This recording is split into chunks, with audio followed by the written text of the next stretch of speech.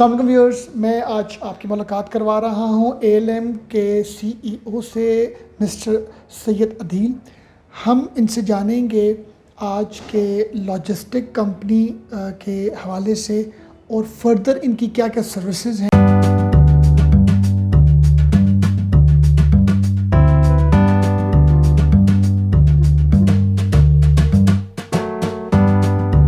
इसके हवाले से आज का मैं चाहूँगा हमारे व्यूअर्स के साथ जो टॉपिक हम डिस्कस करने जा रहे हैं वो राइस है।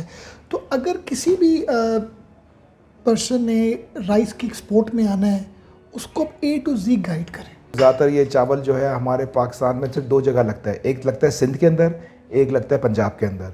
अमूमन जो एरीज चावल होते हैं, इसका तो एरी 6 है, एरी 9 है, ये सिंध का चावल होता है। और जो बासमती है और इसके अलावा और दीगर जो चावल है, कर्नल हो गया, ये अमूमन पंजाब का होता है। तो जब भी कोई आपसे एरी की बात करेगा तो सिंध का चावल है, जब भी कोई आपसे एरी के अलावा हट के बात करेगा, चाहे वो बासमती हो या इसके अलावा कोई चावल हो, तो वो पंजाब की बात करेगा। अब चावल में घुसने के दो तरीके हैं, वही जिस तरह मैंने आपको पहले ही बताया था, या तो आपका खुद का अपना शेलर हो, आपके अपने राइस के वो हों, और फिर उसी तरह बहुत डिफरेंट मार्केट होती है, क्योंकि अमूमन आपका चावल जो जाता है वो यूरोप जाता है या अफ्रीका जाता है। मेनली जो पाकिस्तान से एक्सपोर्ट जो पाकिस्तान से, ये अफ्रीका, ठीक है। अच्छा, आपका मिडल ईस्ट भी जाता है। अच्छा, अफ्रीका में अमूमन जाते हैं टोटे चावल, जिसको आप कहते हैं ब्रोकन, क्योंकि अफ्रीका एक वो वाहिद मुल्क है जहाँ पे अफोर्ड नहीं किया जा सकता बासमती राइस। तो यहाँ पे टोटे चावल ज़्यादा जाते हैं हमारे, क्योंकि वहाँ पे आपको पता है जो कि हालात है अफ्रीका के अंदर, तो वो टोटे चावल ही अफोर्ड कर सकते हैं। बाकी जो दीगर ममालिक है, इसमें यूरोप आ गया, आपका मिडल ईस्ट हो गया, यहाँ पे आपके बड़े चावल बासमती राइस जाते हैं यहाँ पे। हमारे राइस के हवाले से अगर हम बात करें तो मेन हमारे जो कंपेटिटर्स हैं वो कौन कौन से कंट्रीज़ हैं? देखिए, मेनली जो आपका कंपैरेटर है वो तो इंडिया है, जो कि मेनली आपका, और मज़े की बात यह है कि बहुत साल होता है हमारे से ही चावल ख़रीद के खुद पैकिंग करके, हमसे भी जी हमसे चावल लेके जाता था, हमसे पैकिंग और ख़ुद अपने घर जाके पैकिंग करवा के उसको अच्छी तरह उसको पैकेजिंग करके उस पर एक्सपायरी डेट डाल के, और हमारा चावल जो मिसाल के तौर पर 100 रुपये लेके जाता था, अपनी पैकिंग डाल के वो 1000 रुपये का बेचता था, जबकि चावल हमारा था और बासमती लिखता था। और 4 साल पहले अमूमन सारे चावल वालों को पता है, ख़ासतौर पर जो हमारी इंडस्ट्री है, कि 4 साल पहले इंटरनेशनल कोर्ट के अंदर for the first time Pakistan ये केस जीत गया है कि दुनिया के अंदर बासमती ट्रेड जो है सिवाय पाकिस्तान का कोई इस्तेमाल नहीं कर सकता था। इससे पहले इंडिया करता था बासमती लफ्ज़, अब जाके हम जीते हैं कि पूरे दुनिया के अंदर अगर बासमती लफ्ज़ को इस्तेमाल कर सकता है, वो सिर्फ पाकिस्तान कर सकता है, क्योंकि ये एजाज़ सिर्फ पाकिस्तान के पास ही है। ये अल्लाह की तरफ से हमारे को ये नाम दिया हुआ है कि बासमती राइस सिर्फ हम ही उगा सकते हैं और कोई नहीं उगा सकता। ये तो हमारे लिए बड़ी गोल्डन अपॉर्चुनिटी नहीं है? बहुत ज़्यादा, मतलब आपने अगर राइस की एक्सपोर्ट में आना है, और बासमती एक ऐसा नाम है जो दुनिया जानती है इस स्पेसिफिक स्टैंडर्ड को, तो मेरा ख्याल है कि इसमें तो हमें अब आना चाहिए, सीखना चाहिए, काम करना चाहिए हमें इसमें। देखिए, अब होता ये है कि हमारे यहाँ सबसे जो बेसिक प्रॉब्लम है ना, जिसकी वजह से हम दुनिया भर से कम्पीट नहीं कर पाते, वो होता है बेसिक नॉलेज।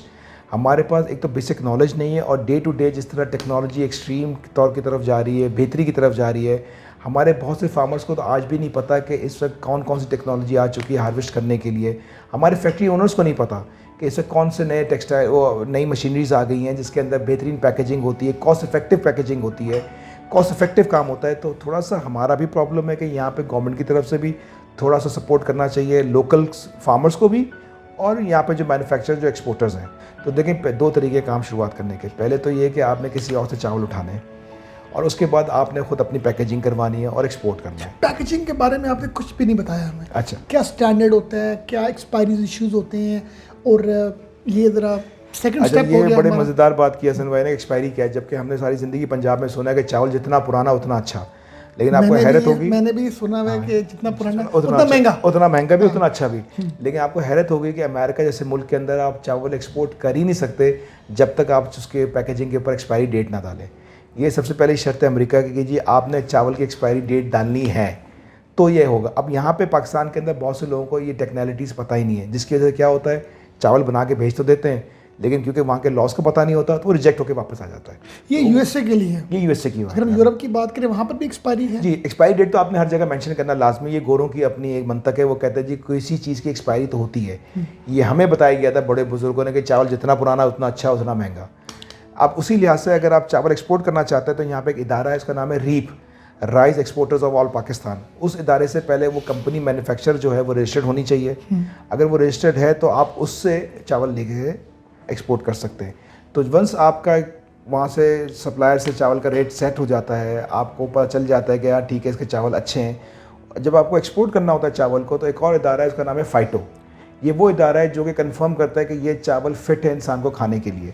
अगर उससे आपका इदारा, अगर उससे आपका फ़ाइटो सर्टिफिकेट नहीं है तो आपका कार्गो यहाँ से लोड ही नहीं होगा, क्योंकि ये सर्टिफिकेशन बहुत ज़रूरी है। इनफैक्ट आपको जिस मुल्क में भेज रहे हैं वो भी आपसे फ़ाइटो मांगता है। जैसे मैंने आपको पहले भी बताया है कि चावल के लिए आपको ज़्यादा कुछ करना नहीं होता। सबसे पहले जो आपकी मेहनत है वो ये है कि आपने चावल किस मुल्क में भेजना है जहाँ पे कंपटीशन सबसे कम हो। तो देखा जाएगा, तो आप देखेंगे तो आप अफ्रीका, उसी तरह अगर आप मैं बात करूँ एशिया के अंदर तो यमन एक मुल्क है जहाँ पे हमारा चावल पहुँच जा सकता है। इराक, वहाँ पे बहुत ज़्यादा चावल जाता है। कुछ रिलीजियस फैक्टर की वजह से आपको पता है वहाँ पे चावल कंजम्पशन ज़्यादा हो जाती है, ख़ासतौर पर जो रिलीजियस डेज होते हैं वहाँ पे इराक और ईरान के अंदर, तो वहाँ पे चावल की कंजम्पशन बहुत ज़्यादा हो जाती है। सेकंड, मुझे बताएं कि इसकी कोई पैकेजिंग के स्टैंडर्ड भी होते हैं?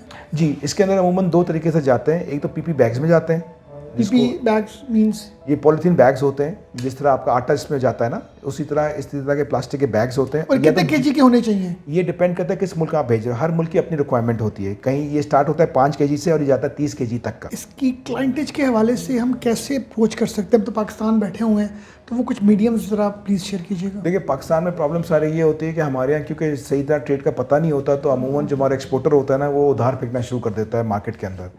जब इंटरनेशनल आदमी को एक दफ़ा आदत पड़ जाए ना क्रेडिट की, तो एक नए आदमी के लिए एंटर होना गालिबन थोड़ा सा मुश्किल हो जाता है, क्योंकि वो कितनी इन्वेस्टमेंट कर सकता है। फॉर एग्जांपल, आज एक कंटेनर की मैं बात करूं 2023 के अंदर बिजली के और सबको मिला के, तो $1000 से $1200 पर टन है इस वक्त आज के एक्सपोर्ट के चावल का रेट। $1000 से $1200, मैं एक मिसाल देता हूँ, $1000 भी लगा लेता हूँ, तो आज के हिसाब से 2,80,000 रुपये का तो चावल हो गया 1 टन। तो अगर एक आदमी को 10 टन बेचना चाह रहा है तो उससे आप अंदाज़ा लगा लें कि उसकी इन्वेस्टमेंट कितनी है, और अगर वो पेमेंट उसको मिलती है 2 से 3 महीने के बाद, तो फिर वो बेचारा कहाँ खड़ा होता है। तो मुझे ये बताएं कि नॉर्मली तो हमने ये सुना हुआ है कि हम जब भी एक्सपोर्ट करते हैं तो वो एलसीज वगैरह होती हैं, तो वो तो एक सिक्योर मोड ऑफ पेमेंट नहीं होता है? अगेन, जैसे आपने बताया एलसी का मतलब है लेटर ऑफ क्रेडिट। अब अमूमन पाकिस्तानी जो है हमारे, जो कि कुछ हद तक बजा भी हैं, कि वो एलसी की तरफ नहीं जाते। उसकी 2-3 वजूहत हैं। एक वजूहत ये है कि एलसी के अंदर जो आपका प्रॉफिट मार्जिन है वो ज़्यादातर बैंक रख लेता है अपने पास। मैं मिसाल देता हूँ कि अगर एक कंटेनर पे मैं 2 लाख रुपए कमा रहा हूँ चावल के, और मैं काम कर रहा हूँ एलसी के ऊपर, तो 2 लाख में से तकरीबन कुछ नहीं कुछ 70,000 रुपये बैंक काट लेगा। चावल के अंदर भी अगेन ये मसला है कि जब बहुत बड़ी वॉल्यूम में जाता है चावल, तो लोग एलसी खोल लेते हैं, लेकिन ज़्यादातर पाकिस्तानी एलसी प्रेफर नहीं करते। वो कहते नहीं यार हमें डायरेक्ट कैश मिल जाए, हमारे पैसे ना कटे। लेकिन वो ये भूल जाते हैं कि अगर एलसी का फ़ायदा क्या है कि कल आपका बंदा माल लेके भाग जाता है तो बैंक रिस्पॉन्सिबल है आपको पेमेंट करने में। जबकि अगर एलसी का काम नहीं करेंगे तो बैंक रिस्पॉन्सिबल नहीं है, तो पैसा भी गया, चावल भी गए और प्रॉब्लम अलग होगी। तो मैं प्रेफर करूँगा कि एलसी पे काम करना चाहिए। और ये आपका एक बड़ा वास्ट एक्सपीरियंस है इस बिज़नेस में, जो आप ये एडवाइस करें कि खुदारा जो भी आप एक्सपोर्ट करें वो एलसीज के थ्रू ही करें। बेशक मुझे पता है कि इसमें प्रॉफिट मार्जिन ज़्यादातर बैंक काट लेता है, लेकिन आपका जो प्रिंसिपल अमाउंट है वो सिक्योर है। अब आपके जो फेलियर के जो चांसेस हैं वो कम हो जाएंगे। कम हो जाते हैं। अगर मैंने एक्सपोर्ट करनी है तो मुझे सैंपल भिजवाना पड़ेगा बाहर अपने क्लाइंट को। अब सैंपल में और जो फिनिश जो हमारे प्रोडक्ट जा रही है, हमारी कंसाइनमेंट जा रही है, उस पर डिफरेंस तो ऑब्वियसली होता होगा ना। तो इसमें हमें हमारी रिजेक्शन ऑफ ऑर्डर भी तो ज़्यादा हो जाता है। हाँ। अच्छा, अमूमन अगर आप जाएंगे इंटरनेशनल मार्केट में तो आप ये पता करेंगे तो लोग ये कहते हैं कि पाकिस्तान से सैंपल सबसे अच्छे आते हैं, लेकिन जब उनको ऑर्डर प्लेस करते हैं तो वहाँ डंडी मार जाते हैं। तो एक वजह तो ये भी है जो सर ने बताया कि हमारा सैंपल सबसे अच्छा होता है, क्योंकि जब हमें ऑर्डर मिल जाता है तो हम थोड़े से रिलैक्स हो जाते हैं। हमने कहा चलो अब तो आ ही गया ना, अब तो कुछ भी डाल दो। हम गाड़ी भी जाके फाइनेंस करवा लेते हैं जी, अभी तो हाँ एग्जैक्टली, तो अभी तो काम शुरू नहीं होता, तो हमारे प्रॉब्लम सारी ये होती है कि उससे पहले लवाजमात शुरू हो जाते हैं।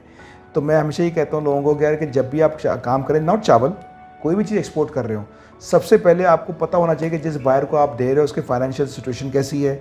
अब अमूमन होता ये था कि पहले बैंक क्या करता था कि यहाँ से उधार पे आप माल किसी को बेचते थे तो बैंक आपको इजाज़त दे दिया करता था, लेकिन अब बैंक ने इजाज़त नहीं दिया, जो कि मुझे लगता है हम एक्सपोर्टर्स के लिए बहुत फ़ायदेमंद है। वो ये है कि अगर आज मैं किसी को उधार देना चाहता हूँ तो बैंक पहले पता करता है कि आया जिसको आप उधार दे रहे हो उसके इस काबिल है कि वो आपको वापस करे पैसा कि नहीं करे, उसकी कंपनी इतनी स्ट्रॉन्ग है कि आपको 2 महीने बाद या 6 महीने बाद पैसा वापस कर सकती है। तो जो कि हमारे लिए फ़ायदेमंद है कि हम उठा के दे तो देते हैं, लेकिन हम पता नहीं करते कि जिसको हम उधार दे रहे हैं कि आया कि वो हमें 3 महीने बाद काबिल होगा भी वापस करने के लिए, या तो बैठ जाएगा कि जी मैं तो मर गया या लुट गया। तो मैं हमेशा कहता हूँ कि ड्यू डिलिजेंस अपनी कंप्लीट करें। सबसे पहले बायर को ढूंढने से पहले बायर से जाके बात करें, ईमेल पे बात ना करें, फ़ोन पे बात करें, कोशिश हो सके तो जाके मिल कर आएँ। आज भी ओल्ड स्कूल ऑफ तरीक़ाकार यही है कि जब आप फिज़िकली किसी से मिलते हैं उसका इम्पैक्ट अलग होता है और ईमेल का इम्पैक्ट अलग होता है। इस बिज़नेस में जो प्रॉफिट मार्जिन्स हैं वो कितने परसेंट हैं? देखिए अब तो क्योंकि कंपटीशन इतना ज़्यादा टफ हो चुका है और इतने ज़्यादा कंपेटिटर्स आ गए कि तब मार्जिन प्रॉफिट तो बहुत नॉमिनल है, लेकिन प्रॉफिट आज भी है। और अमूमन चावल जो है वो वॉल्यूम बेस्ड काम होता है और मज़ा तभी आता है जब आपका वॉल्यूमेटिक कंटेनर जा रहे हो। एक दो में इतना मज़ा नहीं आएगा, जब ये 10, 20, 30, 40 स्लोली एंड स्टडली, अगेन जैसे मैंने आपको कहा कि जितना स्लो चलेंगे उतना देर पा रहेंगे।